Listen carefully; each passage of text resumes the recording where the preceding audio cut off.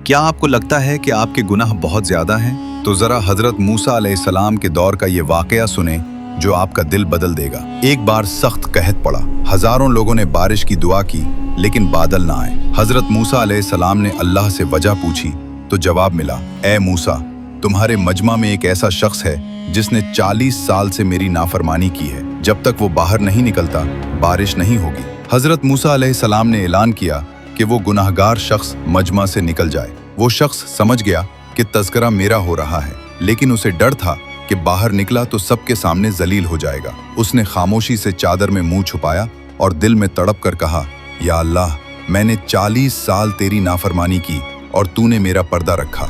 आज मैं तौबा करता हूँ, मुझे जलील न करना। अभी उसकी तौबा मुकम्मल ही हुई थी कि बादल छा गए और बारिश शुरू हो गई।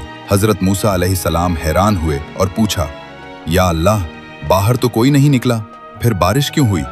अल्लाह ने फरमाया, ए मूसा, जिसकी वजह से बारिश रुकी थी, आज उसी की तौबा की बरकत से मैंने सब पर रहमत बरसा दी है। हजरत मूसा अलैहिस्सलाम ने अर्ज किया, या अल्लाह, मुझे वो शख्स दिखा दे। अल्लाह ने जवाब दिया, ए मूसा, जब वो गुनाहगार था तब मैंने उसे रुस्वा नहीं किया, तो अब जब वो मेरा दोस्त बन गया है तो मैं उसे कैसे रुस्वा करूं? सुभान अल्लाह। रमजान आ रहा है भाइयों, हमारा रब इतना ही करीम है। बस एक बार सच्चे दिल से तौबा करके देखें, वो आपके भी सारे गुनाह मिटा देगा।